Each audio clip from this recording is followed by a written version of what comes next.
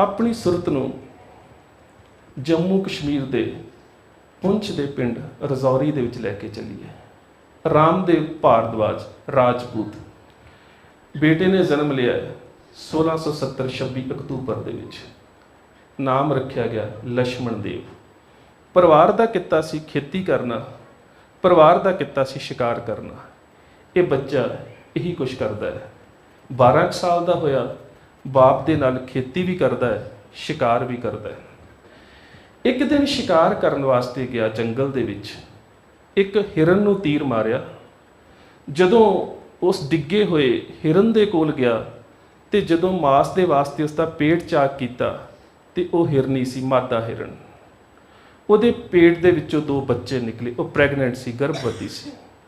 उहदे पेट दे विचों 2 बच्चे निकले तो इस बच्चे दे सामने तड़फ तड़फ के दम तोड़ गए।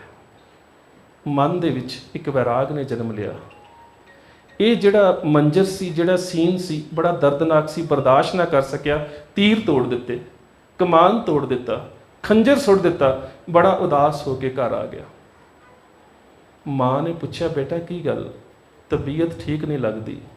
कहता माँ, मांस के वास्ते हिरनी का शिकार किया सी, हिरनी गर्भवती सी।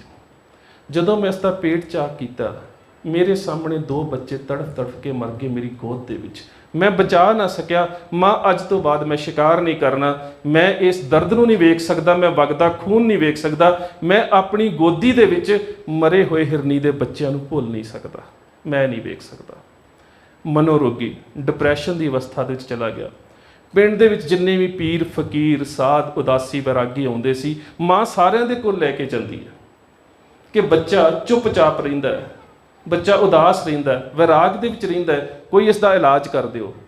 किसी ने इलाज ना किया। अखीर उस पिंड दे विच एक वैरागी जानकी प्रसाद आए, जिन्हां दा डेरा पाकिस्तान कसूर दे विच है।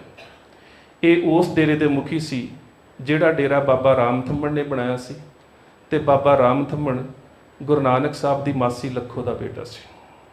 जानकी प्रसाद उस बच्चे नूं अपने नाल लै गए ते वैरागियां की परंपरा के मुताबिक उसका नाम लक्ष्मण देव तो बदल के माधो दास रख दिता। 1683 दे विच जानकी प्रसाद की मौत हो गई। पर मौत होने तो पहला एक घटना वापरी। हुण तो गोष्ठ और विचार चर्चा जिहड़ी है ना, वो विवाद का जन्म लै लैंदी है। धर्म के उपर कोई भी गल करनी होवे ना, वो विवाद का रूप लै लैंदी है। उन्हां समयां दे विच बड़े सभ्यक तरीके दे विच गोष्ठ होया करदी सी, विचार चर्चा होया करदी सी। गुरु नानक साहब दी सिद्धां दे नाल होई है, जोगियां दे नाल होई है। इस तरह गुरु अमरदास पातशाह दीयां गोष्ठ होईयां ने। सानूं सारे गुरु साहिबान दीयां बड़ियां एक सभ्यक दायरे दे विच उच्च म्यारी नैतिक कदरां कीमतां दी बहाली दे वास्ते गोष्ठां और विचार चर्चा का जिक्र मिलता है। इन्हां अस्थानां दे उपर भी गोष्ठ होया करदी सी। विसाखी दे मेले दे उपर 2 अहम धार्मिक आगुआं दे विच गोष्ठ हो रही है। एक चर्चा कर रहा जानकी प्रसाद, दूसरे पासे चर्चा कर रहा स्वामी रामदास। दोहां दे विच चर्चा हो रही है। तो यह 12-13 साल का बच्चा जिहड़ा परिवार नूं छड्ड के हुण माधो दास बन चुका है लक्ष्मण देव तो, वो चर्चा नूं सुन रहा है। जदों उस चर्चा दे विच दोहां दी विचार चर्चा हुई तो जिहड़ा इहदा गुरु जानकी प्रसाद सी वो हार गया। इस बच्चे ने सोचा कि मैं घर परिवार तो छड्डिया ही है, मैं जानकी प्रसाद जी दे कोल अधूरा ज्ञान है, इनू छड्ड के जिसने इसनू चर्चा च हराया है, मैं पूर्ण ज्ञान वाले गुरु दे नाल जुड़ा। ये स्वामी रामदास का चेला मिल गया। तो स्वामी रामदास दखण का रहने वाला सी, इसनू पंचवटी के स्थान पर नदेड़ वाले पासे आ गया। हुण मैं एक बेनती करा कि स्वामी रामदास जिहड़ा वो शिवाजी मरहट्टे का धार्मिक गुरु सी। एक मराठी की किताब है हनुमंत स्वामी की लिखी हुई, किताब का नाम है पखर समर्थ रामदास। मराठी दे विच पखर कहा जाता खबरां, उसके जीवन के हालात। उन्हां दे विच जिक्र मिलता है कि जदों गुरु हरगोबिंद साहब नानक मते दे स्थान तो वापस पंजाब नूं आ रहे सी ते श्रीनगर गढ़वाल, जम्मू कश्मीर वाला नहीं, श्रीनगर गढ़वाल के स्थान के उपर स्वामी रामदास ने सिखां दे 6वें गुरु के दीदार किए तो एक सवाल किया कि तुसीं शस्त्र क्यों धारण किए ने। तो गुरुदेव पातशाह ने जवाब दिता, शस्त्रन जरवाणे की पछया गरीब की रखिया। ਕਿਸੇ ਨੂੰ ਡਰਾਉਣ ਦੇ ਵਾਸਤੇ, ਧਮਕਾਉਣ ਦੇ ਵਾਸਤੇ ਨਹੀਂ, ਜ਼ੁਲਮ ਨੂੰ ਖਤਮ ਕਰਨ ਦੇ ਵਾਸਤੇ ਤੇ ਲਾਚਾਰ ਦੀ ਰੱਖਿਆ ਦੇ ਵਾਸਤੇ ਸ਼ਸਤਰ ਧਾਰਨ ਕੀਤੇ ਨੇ। ਤੇ ਇਸ ਨੇ ਜਵਾਬ ਦਿੱਤਾ ਸੀ, ਜੇ ਬਾਤ ਮੇਰੇ ਮਨ ਭਾਵਤੀ ਹੈ। ਇਹ ਉਸ ਕਿਤਾਬ ਦੇ ਸ਼ਬਦ ਨੇ। ਇਹ ਗੱਲ ਮੈਨੂੰ ਤੁਹਾਡੀ ਬੜੀ ਚੰਗੀ ਲੱਗੀ ਹੈ। ਉਸ ਤੋਂ ਬਾਅਦ 6ਵੇਂ ਪਾਤਸ਼ਾਹ ਤੋਂ ਇਹ ਸਿੱਖਿਆ ਲੈਣ ਤੋਂ ਬਾਅਦ ਇਸ ਨੇ ਸ਼ਿਵਾਜੀ ਮਰਹੱਟੇ ਨੂੰ ਸ਼ਸਤਰਧਾਰੀ ਹੋ ਕੇ ਸੰਘਰਸ਼ ਕਰਨ ਦੀ ਸਿੱਖਿਆ ਦਿੱਤੀ ਸੀ। ਸੋ ਇਹਦਾ ਮਤਲਬ ਕਿ ਜਿਹੜਾ ਇਸ ਬੱਚੇ ਦਾ ਦੂਸਰਾ ਗੁਰੂ ਬਣਿਆ ਉਹ ਵੀ ਗੁਰੂ ਸਾਹਿਬ ਨੂੰ ਜਾਣਦਾ ਹੈ। ਤਕਰੀਬਨ 1691 ਦੇ ਵਿੱਚ ਸਮਰੱਥ ਰਾਮਦਾਸ ਦੀ ਮੌਤ ਹੋ ਗਈ ਤੇ ਉਸ ਤੋਂ ਬਾਅਦ 1696 ਤੱਕ ਇਸ ਨੇ ਇੱਕ ਜੋਗੀ ਨੂੰ ਆਪਣਾ ਗੁਰੂ ਧਾਰਨ ਕੀਤਾ, ਔਗੜਨਾਥ। 96 ਦੇ ਵਿੱਚ ਔਗੜਨਾਥ ਦੀ ਮੌਤ ਹੋ ਗਈ। ਉਸ ਤੋਂ ਬਾਅਦ ਇਹ ਕੁਛ ਚਿਰ ਲੂਣੀਏ ਸਿੱਧ ਦਾ ਚੇਲਾ ਰਿਹਾ ਤੇ 1708 ਦੇ ਵਿੱਚ 3 ਸਤੰਬਰ ਸੂਰਜ ਗ੍ਰਹਿਣ ਦਾ ਦਿਨ ਜਦੋਂ ਕਲਗੀਧਰ ਪਾਤਸ਼ਾਹ ਗੁਰੂ ਗੋਬਿੰਦ ਸਿੰਘ ਮਹਾਰਾਜ ਪਹੁੰਚੇ ਨੇ ਤੇ ਇਸ ਮਾਧੋ ਦਾਸ ਨੂੰ ਖੰਡੇ ਬਾਟੇ ਦੀ ਪਾਹੁਲ ਦੇ ਕੇ ਬਣਾ ਦਿੱਤਾ ਬੰਦਾ ਸਿੰਘ ਬਹਾਦਰ। ਇਹ ਉਹ ਬੱਚਾ ਹੈ ਜਿਸ ਦਾ ਜਨਮ ਰਜੌਰੀ 'ਚ ਹੋਇਆ ਤੇ ਗੁਰੂ ਸਾਹਿਬ ਦੇ ਸੰਪਰਕ ਦੇ ਵਿੱਚ ਆਉਣ ਤੋਂ ਪਹਿਲਾਂ 4 ਗੁਰੂ ਧਾਰਨ ਕਰ ਚੁੱਕਾ ਹੈ, ਜਾਨਕੀ ਪ੍ਰਸਾਦ, ਸਮਰੱਥ ਰਾਮਦਾਸ, ਔਗੜਨਾਥ ਔਰ ਲੂਣੀਆ ਸਿੱਧ, ਜਿਸ ਨੂੰ ਬਾਬਾ ਲੋਨੀ ਵੀ ਕਿਹਾ ਜਾਂਦਾ ਸੀ। 4 ਗੁਰੂ ਧਾਰਨ ਕਰ ਚੁੱਕਾ ਹੈ। ਪਰ ਜਦੋਂ ਪੂਰਨ ਗੁਰੂ ਦੀ ਸ਼ਰਨ ਮਿਲੀ ਹੈ ਤੇ ਮੇਰੇ ਗੁਰਦੇਵ ਪਾਤਸ਼ਾਹ ਨੇ ਖੰਡੇ ਬਾਟੇ ਦੀ ਪਾਹੁਲ ਬਖਸ਼ਿਸ਼ ਕਰਕੇ ਬੰਦਾ ਸਿੰਘ ਬਹਾਦਰ ਬਣਾ ਕੇ ਇਹਦੇ ਹੱਥ ਇੱਕ ਹੁਕਮਨਾਮਾ ਭੇਜਿਆ, ਲੇਵਨ ਤੇ ਬਦਲਾ ਤੁਰਕਨ ਤੇ ਮੋਹੇ ਪਠਾਇਓ, ਗੁਰੂ ਸਹਿ ਘਰ ਬੰਦਾ, ਮਾਰ ਤੁਕੇ ਕਰ ਖੁਆਰ ਵਜ਼ੀਦੇ ਦੇਹੋਂ ਉਜਾੜ ਲਟਿਹੋਂ ਸਰਹੰਦਾ, ਕਿ ਪੰਜਾਬ ਦੇ ਵਿੱਚ ਹਲੀਮੀ ਰਾਜ ਦੀ ਸਥਾਪਨਾ ਦੇ ਵਾਸਤੇ। ਇੱਥੇ ਜਿਹੜੇ ਬਦਲਾ ਸ਼ਬਦ ਦੇ ਅਰਥ ਨੇ ਸਾਡੇ ਬਹੁਤ ਉੱਚੇ ਨੇ, ਕਿਉਂਕਿ ਅਕਸਰ ਅਸੀਂ ਸਟੇਜ ਤੋਂ ਪਤਾ ਕੀ ਕਹਿ ਦਿੰਦੇ ਆ ਕਿ ਗੁਰੂ ਗੋਬਿੰਦ ਸਿੰਘ ਮਹਾਰਾਜ ਨੇ ਬੰਦਾ ਸਿੰਘ ਬਹਾਦਰ ਨੂੰ ਸਾਹਿਬਜ਼ਾਦਿਆਂ ਦਾ ਬਦਲਾ ਲੈਣ ਵਾਸਤੇ ਭੇਜਿਆ। ਇਹਨਾਂ ਸ਼ਬਦਾਂ ਨੂੰ ਸਮਝੋ, ਇਹ 'ਚ ਬਦਲੇ ਦੀ ਗੱਲ ਨਹੀਂ ਹੈ। ਇਹਦੇ 'ਚ ਕਿਹਾ ਗਿਆ ਹੈ ਕਿ ਜ਼ਾਲਮਾਂ ਨੂੰ ਸਜ਼ਾ ਦੇ ਕੇ ਚੰਗੇ ਰਾਜ ਦੀ ਸਥਾਪਨਾ ਕਰਨੀ ਹੈ। ਜੇਕਰ ਗੱਲ ਕੇਵਲ ਬਦਲੇ ਤੱਕ ਹੁੰਦੀ ਤੇ 12 ਮਈ 1712 ਦੇ ਵਿੱਚ ਸਰਹੰਦ ਫਤਿਹ ਕਰਕੇ ਜ਼ੁਲਮੀਆਂ ਨੂੰ ਸਜ਼ਾ ਦਿੱਤੀ ਜਾ ਚੁੱਕੀ ਸੀ। ਉਸ ਤੋਂ ਬਾਅਦ ਤੇ ਫਿਰ ਸੰਘਰਸ਼ ਦੀ ਲੋੜ ਹੀ ਨਹੀਂ, ਬਦਲਾ ਤੇ ਲਿਆ ਜਾ ਚੁੱਕਾ ਹੈ। ਗੱਲ ਸੀ ਕਿ ਸਿੱਖ ਧਰਮ ਦੇ ਵਿੱਚ ਬਦਲੇ ਦਾ ਸੰਕਲਪ ਵੀ ਬੜਾ ਵੱਖਰਾ ਹੈ। ਬਦਲਾ ਹੈ ਕੀ? ਬਦਲ ਦੇ ਵਿੱਚ ਕਤਲ। ਕਿਸੇ ਨੇ ਮੇਰੇ ਬਾਪ ਦਾ ਕਤਲ ਕੀਤਾ ਹੈ ਤੇ ਮੈਂ ਉਹਦੀ ਰੰਜਿਸ਼ ਦੇ ਵਿੱਚ ਉਹਦੇ ਬਾਪ ਦਾ ਕਤਲ ਕਰ ਦੇਵਾਂ, ਇਹ ਹੈ ਬਦਲਾ। ਬੰਦਾ ਸਿੰਘ ਬਹਾਦਰ ਨੇ ਬਦਲਾ ਤਾਂ ਲਿਆ ਹੀ ਨਹੀਂ। ਬੰਦਾ ਸਿੰਘ ਬਹਾਦਰ ਨੇ ਜ਼ੁਲਮੀਆਂ ਨੂੰ ਉਹਨਾਂ ਦੀ ਕੀਤੀ ਦਾ ਫਲ ਭੁਗਤਾਇਆ ਹੈ। ਬੰਦਾ ਸਿੰਘ ਬਹਾਦਰ ਨੇ ਵਜ਼ੀਰ ਖਾਨ ਨੂੰ ਮੈਦਾਨੇ ਜੰਗ 'ਚ ਮੌਤ ਦੀ ਸਜ਼ਾ ਦਿੱਤੀ ਆ, ਉਸ ਦੇ ਪੁੱਤਰ ਦੌਲਤ ਮੁਹੰਮਦ ਨੂੰ ਕੁਛ ਨਹੀਂ ਕਿਹਾ। ਨਹੀਂ ਤੇ ਜੇਕਰ ਬਦਲੇ ਦੀ ਭਾਵਨਾ ਹੁੰਦੀ ਤੇ ਬੰਦਾ ਸਿੰਘ ਬਹਾਦਰ ਕਹਿੰਦਾ ਕਿ ਇਹਨੇ ਸਾਡੇ ਗੁਰੂ ਦੇ ਪੁੱਤਰ ਸ਼ਹੀਦ ਕੀਤੇ ਨੇ, ਮੈਂ ਇਹਦਾ ਪੁੱਤਰ ਫੜ ਕੇ ਮਾਰ ਦਿੰਦਾ। ਬਦਲਾ ਨਹੀਂ, ਜ਼ੁਲਮ ਨੂੰ ਕਰਨੀ ਦਾ ਫਲ ਭੁਗਤਾਉਣਾ ਹੈ। ਬਦਲਾ ਸਿੱਖ ਧਰਮ ਦੀ ਭਾਵਨਾ ਨਹੀਂ ਹੈ, ਸਾਡਾ ਸੰਕਲਪ ਵੱਖਰਾ ਹੈ। ਸੋ ਬਾਬਾ ਬੰਦਾ ਸਿੰਘ ਬਹਾਦਰ ਦੁਨੀਆ ਦਾ ਪਹਿਲਾ ਬਾਦਸ਼ਾਹ। ਤੁਸੀਂ ਇਸ ਗੱਲ ਤੋਂ ਹੈਰਾਨ ਹੋਵੋਗੇ ਕਿ ਮੈਂ ਸ਼ਬਦ ਕਿਉਂ ਵਰਤਿਆ। ਬੰਦਾ ਸਿੰਘ ਬਹਾਦਰ ਤੋਂ ਦੁਨੀਆ ਤੇ ਪਹਿਲਾਂ ਬਹੁਤ ਬਾਦਸ਼ਾਹ ਹੋ ਚੁੱਕੇ ਸੀ, ਪਰ ਬੰਦਾ ਸਿੰਘ ਬਹਾਦਰ ਦੁਨੀਆ ਦਾ ਪਹਿਲਾ ਬਾਦਸ਼ਾਹ ਸ਼ਬਦ ਮੈਂ ਇਸ ਕਰਕੇ ਵਰਤਿਆ ਹੈ ਕਿ ਬੰਦਾ ਸਿੰਘ ਬਹਾਦਰ ਬਾਦਸ਼ਾਹ ਤੇ ਬਣਿਆ, ਇਸ ਤਖਤ ਤੇ ਨਹੀਂ ਬੈਠਾ। ਬੰਦਾ ਸਿੰਘ ਬਹਾਦਰ ਬਾਦਸ਼ਾਹ ਤੇ ਬਣਿਆ, ਇਸ ਨੇ ਕਲਗੀ ਨਹੀਂ ਲਗਾਈ। ਬੰਦਾ ਸਿੰਘ ਬਹਾਦਰ ਬਾਦਸ਼ਾਹ ਤੇ ਬਣਿਆ ਹੈ, ਇਸ ਨੇ ਸਿੱਕੇ ਦੇ ਉੱਪਰ ਆਪਣਾ ਨਾਮ ਨਹੀਂ ਲਿਖਾਇਆ। ਇਸ ਨੇ ਲਿਖਿਆ, ਸਿੱਕਾ ਜਦ ਬਰ ਹਰ ਦੋ ਆਲਮ, ਤੇਗ ਨਾਨਕ ਵਾਹਬ ਅਸਤ, ਫਜ਼ਲ ਗੁਰੂ ਗੋਬਿੰਦ ਸਿੰਘ ਸਾਹਿਬ ਸੱਚਾ ਫਜ਼ਲ ਅਸਤ। ਇਸ ਨੇ ਮੋਹਰ ਦੇ ਉੱਪਰ ਵੀ ਆਪਣਾ ਨਾਮ ਨਹੀਂ ਲਿਖਾਇਆ। ਇਸ ਨੇ ਲਿਖਿਆ, ਦੇਗੋ ਤੇਗੋ ਫਤਿਹ, ਨੁਸਰਤ ਬੇਦਰੰਗ, ਯਾਫਤ ਅਜ ਨਾਨਕ ਗੁਰੂ ਗੋਬਿੰਦ ਸਿੰਘ। ਮੇਰਾ ਕੁਝ ਵੀ ਨਹੀਂ, ਇਹ ਤੇ ਗੁਰੂ ਨਾਨਕ ਤੇ ਗੁਰੂ ਗੋਬਿੰਦ ਸਿੰਘ ਦਾ ਰਾਜ ਹੈ। ਇਸ ਕਰਕੇ ਇਹ ਦੁਨੀਆ ਦਾ ਪਹਿਲਾ ਬਾਦਸ਼ਾਹ ਹੈ ਜਿਸ ਨੇ ਰਾਜ ਸਥਾਪਿਤ ਕੀਤਾ ਆਪਣੇ ਗੁਰੂ ਦੇ ਨਾਮ ਦੇ ਉੱਪਰ। ਜਿਸ ਨੇ ਰਾਜ ਸਥਾਪਿਤ ਕੀਤਾ ਉਹ ਰਾਜ ਜਿਸ ਨੂੰ ਅਸੀਂ ਕਹਿੰਦੇ ਸਭ ਸੁਖਾਲੀ ਉਠੀਆਂ, ਇਹ ਹੋਆ ਹਲੇਮੀ ਰਾਜ ਜੀਓ। ਜੇਕਰ ਕਿਤੇ ਤੁਹਾਨੂੰ ਅਖਬਾਰ ਅਤੇ ਦਰਬਾਰੇ ਮੌਲਾ ਪੜ੍ਹਨ ਦਾ ਮੌਕਾ ਮਿਲੇ, ਜੈਪੁਰ ਰਿਕਾਰਡਸ ਦੇ ਵਿੱਚ ਉਹਨਾਂ ਦੇ ਆਰਕਾਈਵ ਡਿਪਾਰਟਮੈਂਟ ਜਿਸ ਦਾ ਅਸਲੀ ਖਰੜਾ ਪਿਆ ਹੋਇਆ, ਉਹਦੇ 'ਚ 3 ਕੋਟੇਸ਼ਨਸ ਬੜੀਆਂ ਅਹਿਮ ਨੇ। ਤੁਸੀਂ ਵੇਖੋ ਕਿ ਬੰਦਾ ਸਿੰਘ ਬਹਾਦਰ ਦਾ ਰਾਜ ਕਿਵੇਂ ਦਾ ਹੋਵੇਗਾ। ਬਾਦਸ਼ਾਹ ਫਰਕਸੀਅਰ ਨੂੰ ਖਬਰ ਮਿਲੀ ਹੈ ਕਿ ਬਹੁਤ ਸਾਰੇ ਮੁਸਲਮਾਨ ਬੰਦਾ ਸਿੰਘ ਬਹਾਦਰ ਦੀ ਫੌਜ ਦੇ ਵਿੱਚ ਜਾਣਾ ਮਾਣ ਮਹਿਸੂਸ ਕਰਦੇ ਨੇ। ਇੱਕ ਕੋਟੇਸ਼ਨ ਹੈ ਕਿ ਬਾਬਾ ਬੰਦਾ ਸਿੰਘ ਬਹਾਦਰ ਦੀ ਫੌਜ ਦੇ ਵਿੱਚ ਮੁਸਲਮਾਨਾਂ ਨੂੰ ਬਾਕੀਆਂ ਤੋਂ ਵੱਧ ਤਨਖਾਹ ਦਿੱਤੀ ਜਾਂਦੀ ਹੈ ਤੇ 5 ਵਕਤ ਨਮਾਜ਼ ਪੜ੍ਹਨ ਦਾ ਮੌਕਾ ਦਿੱਤਾ ਜਾਂਦਾ ਹੈ। ਤੀਸਰੀ ਕੋਟੇਸ਼ਨ ਅਖਬਾਰ ਅਤੇ ਦਰਬਾਰੇ ਮੌਲਾ ਦੀ ਬੜੀ ਅਹਿਮ ਹੈ ਕਿ ਜਿਹੜਾ ਸਾਡਾ ਚੌਧਰੀ ਨਸੀਰੂਦੀਨ ਸੀ ਨਾ, ਉਹ ਬੰਦਾ ਸਿੰਘ ਬਹਾਦਰ ਦੇ ਜੀਵਨ ਤੋਂ ਇੰਨਾ ਪ੍ਰਭਾਵਿਤ ਹੋਇਆ ਕਿ ਅੰਮ੍ਰਿਤ ਛਕ ਕੇ ਨਸੀਰ ਸਿੰਘ ਬਣ ਗਿਆ। ਇਹ 3 ਕੋਟੇਸ਼ਨ ਫਾਰਸੀ ਦੇ ਸਰੋਤਾਂ ਦੇ ਵਿੱਚ ਨੇ, ਬੜੀਆਂ ਅਹਿਮ ਨੇ ਕਿ ਬਾਬਾ ਬੰਦਾ ਸਿੰਘ ਬਹਾਦਰ ਦਾ ਰਾਜ ਕਿਵੇਂ ਦਾ ਹੋਵੇਗਾ। ਅੱਜ ਤੇ ਧੱਕੇ ਦੇ ਨਾਲ ਨਾਅਰੇ ਲਵਾਏ ਜਾਂਦੇ ਨੇ ਕਿ ਸਾਡੇ ਰਾਜ ਦੇ ਨਾਅਰੇ ਲਾਓ, ਪਰ ਬਾਬਾ ਬੰਦਾ ਸਿੰਘ ਬਹਾਦਰ ਦਾ ਰਾਜ ਕਿਵੇਂ ਦਾ ਹੋਵੇਗਾ, ਖਿਆਲ ਕਰੋ ਜਰਾ। ਅਖੀਰ 15 ਦਸੰਬਰ 1715 ਨੂੰ ਬਾਬਾ ਬੰਦਾ ਸਿੰਘ ਬਹਾਦਰ ਨੂੰ ਗੁਰਦਾਸ ਨੰਗਲ ਦੀ ਗੜੀ ਚੋਂ ਗ੍ਰਿਫਤਾਰ ਕੀਤਾ ਗਿਆ। ਇਸ ਨੂੰ ਗ੍ਰਿਫਤਾਰ ਕੀਤਾ ਦਲੇਰੇ ਜੰਗ ਅਬਦੁਲ ਸਮਦ ਖਾਨ ਨੇ, ਉਸ ਦਾ ਬੇਟਾ ਖਾਨ ਬਹਾਦਰ ਜ਼ਕਰੀਆ ਖਾਨ, ਦਿੱਲੀ ਦਾ ਹਾਕਮ ਕਮਰੂਦੀਨ ਮੀਰ ਆਤਸ਼ ਜਿਹੜਾ ਉੱਥੋਂ ਦਾ ਸੈਨਾਪਤੀ ਸੀ। ਇਹਦੇ ਤੋਂ ਇਲਾਵਾ ਡਾਕਟਰ ਵਿਲੀਅਮ ਇਰਵਿਨ ਨੇ ਆਪਣੀ ਕਿਤਾਬ ਦਾ ਲੇਟਰ ਮੁਗਲਸ ਦੇ ਵਿੱਚ ਫਾਰਸੀ ਦੀ ਕਿਤਾਬ ਮੁੰਤਕਿਬ ਉਲ ਲਬਾਬ ਜਿਹੜੀ ਖਾਫੀ ਖਾਨ ਦੀ ਲਿਖੀ ਹੈ, ਉਹਦਾ ਹਵਾਲਾ ਦੇ ਕੇ ਲਿਖਿਆ ਕਿ 60,000 ਫੌਜ ਦਾ ਘੇਰਾ ਸੀ, 8 ਮਹੀਨੇ ਲਗਾਤਾਰ ਘੇਰਾ ਰਿਹਾ ਤੇ ਬਾਬਾ ਬੰਦਾ ਸਿੰਘ ਬਹਾਦਰ ਨੂੰ ਬਹੁਤ ਹੀ ਨਿਢਾਲ ਹੋਏ ਨੂੰ ਭੁੱਖ ਦੇ ਨਾਲ ਬਹੁਤ ਹੀ ਲਾਚਾਰ ਹਾਲਾਤ ਦੇ ਵਿੱਚ ਸਿੱਖਾਂ ਦੇ ਸਮੇਤ ਗ੍ਰਿਫਤਾਰ ਕਰ ਲਿਆ ਗਿਆ। ਇਹਨਾਂ ਨੂੰ ਲਾਹੌਰ ਲਿਆਂਦਾ ਗਿਆ।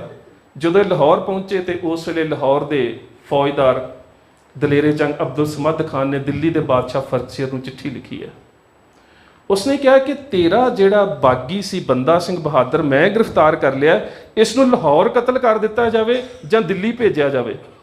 ਤੇ ਹੁਣ ਤੁਸੀਂ ਵੇਖੋ ਕਿ ਦਿੱਲੀ ਦਾ ਬਾਦਸ਼ਾਹ ਬੰਦਾ ਸਿੰਘ ਬਹਾਦਰ ਦੀ ਗ੍ਰਿਫਤਾਰੀ ਦੀ ਖਬਰ ਨੂੰ ਵੇਖ ਕੇ ਕਿੰਨਾ ਖੁਸ਼ ਹੋਵੇਗਾ। ਜਿਹੜੀ ਜੈਪੁਰ ਦੇ ਆਰਕਾਈਵ ਡਿਪਾਰਟਮੈਂਟ ਦੇ ਵਿੱਚ ਜਿਹੜੀ ਪਈ ਆ ਅਖਬਾਰ ਆਤੇ ਦਰਬਾਰੇ ਮੌਲਾ, ਉਹਦੇ ਵਿੱਚ ਬਕਾਇਦਾ ਜ਼ਿਕਰ ਹੈ ਕਿ ਬੰਦਾ ਬਹਾਦਰ ਦੀ ਖਬਰ ਨੂੰ ਸੁਣ ਕੇ ਫਰਜ਼ਸ਼ੇਰ ਇੰਨਾ ਖੁਸ਼ ਹੋਇਆ ਕਿ ਉਸਨੇ ਐਲਾਨ ਕੀਤਾ ਅੱਜ 2 ਨਮਾਜ਼ਾਂ ਵੱਧ ਪੜ੍ਹੀਆਂ ਜਾਣ, ਮੇਰਾ ਸਭ ਤੋਂ ਵੱਡਾ ਦੁਸ਼ਮਣ ਫੜਿਆ ਗਿਆ। ਅੱਜ ਸਾਰੇ ਸ਼ਹਿਰ ਦੇ ਵਿੱਚ ਗਰੀਬਾਂ ਨੂੰ ਪੈਸੇ ਵੰਡੇ ਜਾਣ, ਮੇਰਾ ਸਭ ਤੋਂ ਵੱਡਾ ਦੁਸ਼ਮਣ ਫੜਿਆ ਗਿਆ। ਉਸਨੇ ਆਪਣੇ ਕਾਸਦ ਮੈਸੰਜਰ ਦੇ ਹੱਥ ਦੁਬਾਰਾ ਚਿੱਠੀ ਭੇਜੀ ਲਾਹੌਰ ਕਿ ਇਸ ਨੂੰ ਲਾਹੌਰ ਕਤਲ ਨਾ ਕੀਤਾ ਜਾਵੇ, ਇਸ ਨੂੰ ਮੈਂ ਦਿੱਲੀ ਕਤਲ ਕਰਨਾ ਚਾਹੁੰਦਾ। ਬੰਦਾ ਸਿੰਘ ਬਹਾਦਰ ਨੂੰ ਤੋਰ ਦਿੱਤਾ ਗਿਆ, ਸਾਥੀਆਂ ਸਮੇਤ ਗ੍ਰਿਫਤਾਰ ਕਰਕੇ ਦਿੱਲੀ ਵੱਲ ਨੂੰ। ਜਦੋਂ ਸਰਹੰਦ ਦੇ ਕੋਲ ਪਹੁੰਚੇ, ਇਹਨਾਂ ਗ੍ਰਿਫਤਾਰ ਕੀਤੇ ਸਿੰਘਾਂ ਦੀ ਗਿਣਤੀ 350 ਦੇ ਕਰੀਬ ਸੀ। ਜਦੋਂ ਸਰਹੰਦ ਦੇ ਕੋਲ ਪਹੁੰਚੇ ਤੇ ਦਿੱਲੀ ਦਾ ਵਜ਼ੀਰ ਕਮਰੂਦੀਨ ਮੀਰ ਆਤਸ਼ ਖਾਨ ਬਹਾਦਰ ਜ਼ਕਰੀਆ ਖਾਨ ਨੂੰ ਕਹਿੰਦਾ, ਜਿਹੜਾ ਅਬਦੁਲ ਸਮਦ ਖਾਨ ਦਾ ਬੇਟਾ ਸੀ, ਕਹਿੰਦਾ ਹੈ ਕਿ ਜ਼ਕਰੀਆ ਖਾਨ, ਜਦੋਂ ਅਸੀਂ ਇਹਨਾਂ ਸਿੱਖਾਂ ਨੂੰ ਬਾਦਸ਼ਾਹ ਸਲਾਮਤ ਦੇ ਸਾਹਮਣੇ ਪੇਸ਼ ਕਰਾਂਗੇ ਤੇ ਬਾਦਸ਼ਾਹ ਸਾਨੂੰ ਲਾਹਨਤਾਂ ਪਾਵੇਗਾ। ਕਹਿੰਦਾ ਕਿਸ ਗੱਲ ਦੀਆਂ ਲਾਹਨਤਾਂ? ਕਹਿੰਦਾ 60,000 ਫੌਜ, 8 ਮਹੀਨੇ ਦਾ ਘੇਰਾ ਤੇ ਲੜਨ ਵਾਲੇ 300 ਸਿੱਖ। ਕਹਿੰਦਾ ਫੇਰ? ਕਹਿੰਦਾ ਤੂੰ ਪੰਜਾਬ ਦੇ ਗਵਰਨਰ ਦਾ ਸੂਬੇਦਾਰ ਦਾ ਪੁੱਤ ਹੈ, ਤੂੰ ਇਹ ਜਨਤਕ ਤੌਰ ਤੇ ਐਲਾਨ ਕਰ ਸਕਦਾ ਹੈ ਕਿ ਨਾਨਕ ਪ੍ਰਸਤਾਂ ਬਾ ਬਯੰਦ ਬਾ ਕਤਲ ਰਸਾਨੰਦ, ਜਿੱਥੇ ਵੀ ਗੁਰੂ ਨਾਨਕ ਨੂੰ ਮੰਨਣ ਵਾਲਾ ਸਿੱਖ ਮਿਲਦਾ ਉਹਦਾ ਸਿਰ ਵੱਢ ਕੇ ਲਿਆਓ। ਜਨਤਕ ਤੌਰ ਤੇ ਐਲਾਨ ਕੀਤਾ ਗਿਆ, ਪਿੰਡਾਂ ਦੇ ਵਿੱਚੋਂ ਸਿੱਖਾਂ ਦੇ ਸਿਰ ਵੱਢੇ ਗਏ। ਇੰਨਾ ਵੱਡਾ ਇਹ ਜਨਤਕ ਤੌਰ ਤੇ ਪਿੰਡਾਂ ਦੇ ਵਿੱਚ ਕਤਲੇਆਮ ਕੀਤਾ ਗਿਆ। ਵੱਢੇ ਗਏ ਸਿਰ ਦੀ ਕੀਮਤ 6 ਮੋਹਰਾਂ ਤੋਂ ਲੈ ਕੇ 14 ਮੋਹਰਾਂ ਸੀ, ਜਿਸ ਦਾ ਜ਼ਿਕਰ ਸਾਨੂੰ ਪਰਸ਼ੀਅਨ ਸਰੋਤਾਂ ਦੇ ਵਿੱਚ ਮਿਲਦਾ ਹੈ। ਤੇ ਜਦੋਂ 29 ਫਰਵਰੀ ਲੀਪ ਈਅਰ ਸੀ 1716, 29 ਫਰਵਰੀ 1716 ਨੂੰ ਜਦੋਂ ਇਹ ਜਲੂਸ ਜਿਸ 'ਚ ਬੰਦਾ ਸਿੰਘ ਬਹਾਦਰ ਗ੍ਰਿਫਤਾਰ ਕੀਤਾ ਗਿਆ, ਜਦੋਂ ਇਹ ਦਿੱਲੀ ਪਹੁੰਚਿਆ ਤੇ ਕਿੰਨੇ ਮਾਸੂਮਾਂ ਨੂੰ ਕਤਲ ਕੀਤਾ ਗਿਆ ਹੋਵੇਗਾ ਕਿ 3000 ਸਿਰ ਨੇਜਿਆਂ ਦੇ ਉੱਪਰ ਟੰਗਿਆ ਹੋਇਆ, 700 ਗੱਡੇ ਸਿੱਖਾਂ ਦੇ ਧੜਾਂ ਦੇ ਔਰ ਸਿਰਾਂ ਦੇ ਭਰੇ ਹੋਏ ਨੇ, 724 ਸਿੱਖ ਘੋੜਿਆਂ ਦੇ ਉੱਪਰ ਬੰਨੇ ਹੋਏ ਨੇ। ਬਾਬਾ ਬੰਦਾ ਸਿੰਘ ਬਹਾਦਰ ਨੂੰ ਹਾਥੀ ਦੇ ਉੱਪਰ ਲੋਹੇ ਦੇ ਪਿੰਜਰੇ ਦੇ ਵਿੱਚ ਬਿਠਾਇਆ ਗਿਆ ਹੈ। ਬਾਬਾ ਬੰਦਾ ਸਿੰਘ ਬਹਾਦਰ ਦੀ ਧਰਮ ਪਤਨੀ ਬੀਬੀ ਸੁਸ਼ੀਲ ਕੌਰ ਤੇ ਉਹਦਾ 3.25 ਸਾਲ ਦਾ ਬੇਟਾ ਅਜੇ ਸਿੰਘ ਇੱਕ ਘੋੜੇ ਦੇ ਉੱਪਰ ਬੰਨ੍ਹ ਕੇ ਬਿਠਾਇਆ ਹੋਇਆ। ਇਹਨਾਂ ਸਾਰਿਆਂ ਨੂੰ ਲਾਲ ਕਿਲ੍ਹੇ ਦੇ ਸਾਹਮਣੇ ਪੇਸ਼ ਕੀਤਾ ਗਿਆ। ਫਰਜ਼ਸ਼ੇਰ ਨੇ ਸਾਰਿਆਂ ਨੂੰ ਵੇਖਿਆ ਤੇ ਦਿੱਲੀ ਦਾ ਫੌਜਦਾਰ ਸਰਬਰਾ ਖਾਨ ਸੀ। ਉਸਨੇ ਕਿਹਾ ਕਿ ਬੰਦਾ ਸਿੰਘ ਬਹਾਦਰ ਤੇ ਇਸ ਦੇ 25 ਜਰਨੈਲਾਂ ਨੂੰ ਸਲੀਮਗੜ੍ਹ ਦੇ ਕਿਲ੍ਹੇ 'ਚ ਕੈਦ ਕਰ ਦਿੱਤਾ ਜਾਵੇ ਤੇ ਜਿਹੜੇ ਬਾਕੀ 700 ਸਿੱਖ ਨੇ ਉਹ ਰੋਜ਼ 100 ਸਿੱਖ ਕਤਲ ਕਰ ਦਿੱਤਾ ਜਾਵੇ। ਮੈਂ ਇੱਕ ਘਟਨਾ ਤੁਹਾਡੇ ਨਾਲ ਸਾਂਝੀ ਕਰਦਾ। ਜਿੱਥੇ ਅੱਜ ਦਿੱਲੀ ਦੀ ਪਬਲਿਕ ਲਾਇਬ੍ਰੇਰੀ ਹੈ, ਉੱਥੇ ਕੋਤਵਾਲੀ ਹੋਇਆ ਕਰਦੀ ਸੀ। ਉਸ ਕੋਤਵਾਲੀ ਦੇ ਵਿੱਚ 100 ਸਿੱਖਾਂ ਨੂੰ ਕੱਢ ਕੇ ਲਿਆਂਦਾ ਗਿਆ ਜੇਲ੍ਹ ਦੇ ਵਿੱਚੋਂ ਕਤਲ ਕਰਨ ਦੇ ਵਾਸਤੇ। ਇੱਕ ਜ਼ਲਾਦ ਖੜਾ ਹੈ, ਇੱਕ ਕਾਜ਼ੀ ਖੜਾ ਹੈ, ਇੱਕ ਦੇ ਹੱਥ ਦੇ ਵਿੱਚ ਕੁਰਾਨ ਹੈ, ਇੱਕ ਦੇ ਹੱਥ ਦੇ ਵਿੱਚ ਕੁਰਬਾਨ ਹੈ। ਉਸ ਵੇਲੇ ਇੱਕ ਸਿੱਖ ਅੱਗੇ ਆਇਆ ਤੇ ਕਾਜ਼ੀ ਕਹਿੰਦਾ, ਸਿੱਖਾ, ਜੇ ਤੇ ਕਲਮਾ ਪੜ੍ਹ ਕੇ ਇਸਲਾਮ ਨੂੰ ਧਾਰਨ ਕਰਨਾ ਹੈ ਤੇ ਮੁਕੱਦਸ ਕੁਰਾਨ ਸ਼ਰੀਫ ਵਾਲੇ ਪਾਸੇ ਚਲਿਆ ਜਾ, ਤੇ ਜੇਕਰ ਇਸਲਾਮ ਧਾਰਨ ਨਹੀਂ ਕਰਨਾ ਫਿਰ ਕਿਰਪਾਨ ਵਾਲੇ ਪਾਸੇ ਚਲਾ ਜਾ। ਸਿੱਖ ਕਿਰਪਾਨ ਵਾਲੇ ਪਾਸੇ ਗਿਆ, ਜ਼ਲਾਦ ਨੇ ਵਾਰ ਕੀਤਾ, ਸਿਰ ਧੜ ਤੋਂ ਜੁਦਾ ਕਰ ਦਿੱਤਾ। ਦੂਸਰਾ ਸਿੱਖ ਆਇਆ, ਇਹੀ ਸਵਾਲ ਉਸ ਨੂੰ ਕਿ ਜੇ ਦੀਨ ਇਸਲਾਮ ਕਬੂਲ ਕਰਨਾ ਹੈ ਕੁਰਾਨ ਵਾਲੇ ਪਾਸੇ, ਜੇਕਰ ਨਹੀਂ ਕਬੂਲ ਕਰਨਾ ਤੇ ਕਿਰਪਾਨ ਵਾਲੇ ਪਾਸੇ। ਸਿੱਖ ਉਧਰ ਚਲਾ ਗਿਆ, ਸਿਰ ਧੜ ਤੋਂ ਜੁਦਾ ਕਰ ਦਿੱਤਾ ਗਿਆ। 5 ਸਿੱਖਾਂ ਦੀਆਂ ਸ਼ਹਾਦਤਾਂ ਹੋਈਆਂ। ਹਾਜ਼ੀ ਕਾਮਵਾਰ ਖਾਨ ਨੇ ਬੜਾ ਪਿਆਰਾ ਲਿਖਿਆ ਇਹਨਾਂ ਸ਼ਹਾਦਤਾਂ ਦੇ ਬਾਰੇ। ਜਦੋਂ 5 ਸਿੱਖ ਸ਼ਹੀਦ ਹੋਏ, ਪਿੱਛੋਂ ਇੱਕ ਬਜ਼ੁਰਗ ਨੇ ਹੱਥ ਖੜਾ ਕੀਤਾ, ਕਹਿੰਦਾ ਕਾਜੀ ਸਾਹਿਬ ਮੈਂ ਇੱਕ ਬੇਨਤੀ ਕਰਨਾ ਚਾਹੁੰਦਾ, ਇੱਕ ਦਰਖਾਸਤ ਹੈ ਮੇਰੀ। ਕਹਿੰਦਾ ਹਾਂ ਦੱਸੋ। ਕਹਿੰਦਾ ਨਹੀਂ, ਤੁਹਾਡੇ ਹੱਥ ਦੇ ਵਿੱਚ ਮੁਕੱਦਸ ਕੁਰਾਨ ਸ਼ਰੀਫ ਹੈ, ਤੁਸੀਂ ਇਹਦੀ ਕਸਮ ਖਾ ਕੇ ਇਕਰਾਰ ਕਰੋ ਕਿ ਤੁਸੀਂ ਮੇਰੀ ਗੱਲ ਮੰਨੋਗੇ। ਹੁਣ ਜਦੋਂ ਮਕਤਲ ਹੋਵੇ, ਜਿੱਥੇ ਕਤਲ ਹੋਣਾ ਹੋਵੇ, ਇੱਕ ਬੰਦਾ ਕਹੇ ਕਿ ਮੇਰੀ ਮੰਗ ਮੰਨੋ, ਤੇ ਵੱਡੀ ਤੋਂ ਵੱਡੀ ਮੰਗ ਤਾਂ ਜ਼ਿੰਦਗੀ ਹੋ ਸਕਦੀ ਹੈ ਨਾ। ਤੇ ਕਾਜੀ ਨੇ ਸੋਚਿਆ ਜੇ ਇਹ ਜ਼ਿੰਦਗੀ ਮੰਗ ਲਵੇ ਤੇ ਇਹਦੇ ਤੋਂ ਵੱਡੀ ਜਿੱਤ ਕਿਹੜੀ ਹੈ। ਇਹੀ ਤਾਂ ਸਾਡੀ ਜਿੱਤ ਹੈ ਕਿ ਸਿੱਖ ਜਿਹੜਾ ਉਹ ਮੌਤ ਨੂੰ ਛੱਡ ਕੇ ਜ਼ਿੰਦਗੀ ਪ੍ਰਵਾਨ ਕਰ ਲਵੇ, ਇਹਦੇ 'ਚ ਸਾਡੀ ਜਿੱਤ ਹੈ। ਕਹਿੰਦਾ ਹਾਂ ਮੈਂ ਮੁਕੱਦਸ ਕੁਰਾਨ ਸ਼ਰੀਫ ਦੀ ਕਸਮ ਖਾ ਕੇ ਕਹਿੰਦਾ ਕਿ ਤੂੰ ਜੋ ਵੀ ਕਵੇਂਗਾ ਮੈਂ ਉਸ ਨੂੰ ਮੰਨੂਗਾ, ਮੈਂ ਉਸ ਨੂੰ ਪ੍ਰਵਾਨ ਕਰੂੰਗਾ। ਕਹਿੰਦਾ ਫਿਰ ਮੇਰੀ ਇਹ ਬੇਨਤੀ ਹੈ ਕਿ ਹਰ ਇੱਕ ਸਿੱਖ ਨੂੰ ਪੁੱਛ ਕੇ ਕਿ ਤੂੰ ਕੁਰਾਨ ਵਾਲੇ ਪਾਸੇ ਜਾਣਾ ਜਾਂ ਕਿਰਪਾਨ ਵਾਲੇ ਪਾਸੇ ਜਾਣਾ, ਆਪਣਾ ਤੇ ਸਾਡਾ ਵਕਤ ਬਰਬਾਦ ਨਾ ਕਰੋ। ਮੈਂ ਸਾਰਿਆਂ ਦਾ ਫੈਸਲਾ ਸੁਣਾ ਦਿੰਦਾ ਕਿ ਅਸੀਂ ਸਾਰੇ ਕਿਰਪਾਨ ਵਾਲੇ ਰਾਹ ਤੇ ਜਾਣਾ। ਅਸੀਂ ਸਾਰੇ ਸ਼ਹਾਦਤ ਦੇ ਵਾਸਤੇ ਆਏ ਹਾਂ, ਅਸੀਂ ਕਿਸੇ ਨੇ ਵੀ ਦੀਨ ਇਸਲਾਮ ਕਬੂਲ ਨਹੀਂ ਕਰਨਾ। ਇਹ 700 ਸਿੱਖ 7 ਦਿਨਾਂ ਦੇ ਵਿੱਚ ਕਤਲ ਕਰ ਦਿੱਤੇ ਗਏ ਮਾਰਚ ਦੇ ਪਹਿਲੇ ਹਫਤੇ ਦੇ ਵਿੱਚ। ਅਖੀਰ 9 ਜੂਨ 1716 ਜੂਲੀਅਨ ਕੈਲੰਡਰ ਦੀ ਤਰੀਕ, ਗ੍ਰੈਗੋਰੀਅਨ ਦੇ ਮੁਤਾਬਕ 25 ਜੂਨ 1716 ਨੂੰ ਬਾਬਾ ਬੰਦਾ ਸਿੰਘ ਬਹਾਦਰ ਦੇ ਕੋਲ ਕਮਰੂਦੀਨ ਮੀਰ ਆਤਸ਼, ਸਰਬਰਾ ਖਾਨ, ਫਰਕਸੀਰ, ਅਮੀਨ ਖਾਨ ਇਹ ਸਾਰੇ ਆਏ ਨੇ। ਕੁਝ ਸਰੋਤਾਂ ਦੇ ਮੁਤਾਬਕ ਇਬਰਤਨਾਮੇ ਦਾ ਲਿਖਾਰੀ ਮੁਹੰਮਦ ਕਾਸਮ ਹਾਰਸੀ ਵੀ ਨਾਲ ਸੀ। ਇਹਨਾਂ ਸਾਰਿਆਂ ਨੇ ਬੰਦਾ ਸਿੰਘ ਬਹਾਦਰ ਨੂੰ ਸਵਾਲ ਕੀਤਾ। ਉਸ ਵੇਲੇ ਦਿੱਲੀ ਦਾ ਹਾਕਮ ਸਰਬਰਾ ਖਾਨ ਕਹਿੰਦਾ ਬੰਦਾ ਸਿੰਘ ਅੱਜ ਤੇਰਾ ਆਖਰੀ ਦਿਨ ਹੈ, ਦੀਨੇ ਇਸਲਾਮ ਕਬੂਲ ਕਰਨਾ ਹੈ ਜਾਂ ਮੌਤ ਕਬੂਲ ਕਰਨੀ ਹੈ। ਬੰਦਾ ਸਿੰਘ ਨੇ ਜਵਾਬ ਨਹੀਂ ਦਿੱਤਾ। ਬੰਦਾ ਸਿੰਘ ਨੇ ਅੱਗੋਂ ਸਵਾਲ ਕੀਤਾ, ਕਹਿੰਦਾ ਜਿਹੜੇ ਮੇਰੇ 700 ਸਾਥੀ ਸੀ ਉਹਨਾਂ ਦੇ ਵਿੱਚੋਂ ਕਿੰਨਿਆਂ ਨੇ ਦੀਨ ਇਸਲਾਮ ਕਬੂਲ ਕੀਤਾ। ਕੋਈ ਜਵਾਬ ਨਹੀਂ ਆਇਆ, ਕੋਈ ਜਵਾਬ ਨਹੀਂ ਆਇਆ। ਕਹਿੰਦਾ ਮੈਂ ਤੁਹਾਨੂੰ ਸਵਾਲ ਕਰ ਰਿਹਾ ਹਾਂ ਕਿ ਜਿਹੜੇ ਮੇਰੇ 700 ਸਾਥੀ ਸੀ ਉਹਨਾਂ ਦੇ ਵਿੱਚੋਂ ਕਿੰਨਿਆਂ ਨੇ ਦੀਨ ਇਸਲਾਮ ਕਬੂਲ ਕੀਤਾ ਹੈ। ਕਮਰੂਦੀਨ ਮੀਰ ਆਤਸ਼ ਦੇ ਮੂੰਹ ਨਿਕਲ ਗਿਆ ਇੱਕ ਵੀ ਨਹੀਂ। ਕਹਿੰਦਾ ਫਿਰ ਜਿਹੜੇ ਗੁਰੂ ਕੇ ਸਿੱਖ ਸੀ, ਜੇਕਰ ਉਹਨਾਂ ਦੇ ਵਿੱਚੋਂ ਕਿਸੇ ਇੱਕ ਨੇ ਦੀਨ ਇਸਲਾਮ ਕਬੂਲ ਨਹੀਂ ਕੀਤਾ ਤੇ ਜਿਨ੍ਹਾਂ ਸਿੱਖਾਂ ਦਾ ਆਗੂ ਬਣਾ ਕੇ ਗੁਰੂ ਨੇ ਭੇਜਿਆ ਉਹ ਦੀਨ ਇਸਲਾਮ ਕਬੂਲ ਕਿਵੇਂ ਕਰ ਸਕਦਾ ਹੈ। ਮੈਂ ਮੌਤ ਦੇ ਵਾਸਤੇ ਤਿਆਰ ਹਾਂ। ਬੰਦਾ ਸਿੰਘ ਬਹਾਦਰ ਨੂੰ ਸ਼ਹੀਦ ਕਰਨ ਦੇ ਵਾਸਤੇ ਖਵਾਜਾ ਬਖਤਿਆਰ ਕਾਕੀ ਦੀ ਦਰਗਾਹ ਦੇ ਸਾਹਮਣੇ ਲਿਜਾਇਆ ਗਿਆ। ਇਹ ਕੀ ਕਾਰਨ ਹੈ? ਇੱਕ ਅਹਿਮ ਸਵਾਲ ਹੈ ਕਿ ਜਿੰਨੇ ਵੀ ਸਿੱਖ ਬੰਦਾ ਸਿੰਘ ਬਹਾਦਰ ਦੇ ਨਾਲ ਗ੍ਰਿਫਤਾਰ ਕੀਤੇ ਗਏ ਉਹਨਾਂ ਨੂੰ ਕਤਵਾਲੀ ਸ਼ਹੀਦ ਕੀਤਾ ਗਿਆ, ਤੇ ਬੰਦਾ ਸਿੰਘ ਬਹਾਦਰ ਨੂੰ ਖਵਾਜਾ ਬਖਤਿਆਰ ਕਾਕੀ ਦੀ ਦਰਗਾਹ ਦੇ ਸਾਹਮਣੇ ਕਿਉਂ ਲਿਜਾਇਆ ਗਿਆ? ਉਹਦਾ ਇੱਕ ਕਾਰਨ ਹੈ। ਕਿਤੇ ਅੱਜ ਵੀ ਤੁਹਾਨੂੰ ਜਾਣ ਦਾ ਮੌਕਾ ਮਿਲੇ ਮਹਿਰੌਲੀ ਵਿਖੇ ਕੁਤਬ ਮੀਨਾਰ ਦੇ ਕੋਲ, ਜਿੱਥੇ ਬਾਬਾ ਬੰਦਾ ਸਿੰਘ ਬਹਾਦਰ ਨੂੰ ਸ਼ਹੀਦ ਕੀਤਾ ਗਿਆ, ਉੱਥੇ ਬਹਾਦਰ ਸ਼ਾਹ ਦੇ ਪਰਿਵਾਰ ਦੀਆਂ ਕਬਰਾਂ ਨੇ। ਤੇ ਜੇਕਰ ਤੁਸੀਂ ਸੱਜੇ ਪਾਸੇ ਤੇ ਵੇਖੋ ਤੇ 3 ਨੰਬਰ ਕਬਰ ਜਿਹੜੀ ਉਹ ਬਹਾਦਰ ਸ਼ਾਹ ਦੀ ਹੈ। ਉੱਥੇ ਬਹਾਦਰ ਸ਼ਾਹ ਨੂੰ ਦਫਨ ਕੀਤਾ ਗਿਆ ਸੀ।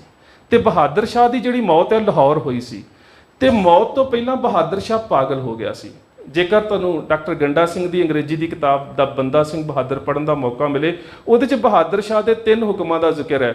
ਬਹਾਦਰ ਸ਼ਾਹ ਬੰਦਾ ਸਿੰਘ ਬਹਾਦਰ ਤੋਂ ਇੰਨਾ ਡਰ ਚੁੱਕਾ ਸੀ ਕਿ ਇਹਨੇ 10 ਫਰਵਰੀ ਨੂੰ ਹੁਕਮ ਜਾਰੀ ਕੀਤਾ ਕਿ ਸਾਰੇ ਸ਼ਹਿਰ ਦੇ ਖੋਤੇ ਕਤਲ ਕਰਾ ਦਿਓ। ਜਦੋਂ ਰਾਤ ਨੂੰ ਦੌੜਦੇ ਨੇ ਮੈਨੂੰ ਇੰਜ ਲੱਗਦਾ ਕਿਤੇ ਸਿੰਘਾਂ ਦੇ ਘੋੜੇ ਨਾ ਆ ਗਏ ਹੋਣ। ਦੂਸਰਾ ਫਰਮਾਨ ਉਸਨੇ 11 ਫਰਵਰੀ ਨੂੰ ਜਾਰੀ ਕੀਤਾ ਹੈ ਕਿ ਸਾਰੇ ਸ਼ਹਿਰ ਦੇ ਦਾੜੀ ਵਾਲੇ ਫਕੀਰ ਕਤਲ ਕਰਾ ਦਿਓ, ਇਹਨਾਂ ਨੂੰ ਵੇਖ